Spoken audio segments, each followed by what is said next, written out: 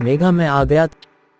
तभी फौजी बोर्ड को पढ़ लेता और फिर पत्नी के पास आता और कहता मैं तुम्हारी डिलीवरी के वक्त नहीं आ पाया, ये बच्चा देना मुझे, मैं भी तो देखूं किस पर गया है। तब पत्नी कहती अभी मैं ये बच्चा तुम्हें नहीं दे सकती। तब पति कहता मतलब? तब पत्नी कहती पंडित ने बोला है बच्चे पर दोष है, 6 महीने तक इसका कोई मुंह नहीं देखेगा। तभी पति कहता मुझे सब पता चल गया, ये बच्चा नकली है, और वह बच्चे को छीन लेता है, बच्चा नकली होता है। अब आगे जो हुआ बेटा, जो भी इस चैनल को लाइक करके सब्सक्राइब करेगा उसकी मनोकामना अवश्य पूर्ण होगी। तब फौजी कहता तुमने इतना बड़ा झूठ क्यों बोला? तभी पत्नी कहती मैं तुम्हारे घर वाले बच्चे का ताना देते थे और मैं बच्चा करके अपने बच्चे का भार नहीं उठाना चाहती। तब फौजी कहता कौन नहीं चाहता उसका वंश आगे बढ़े। तभी पत्नी से कहता है निकल जाओ मेरे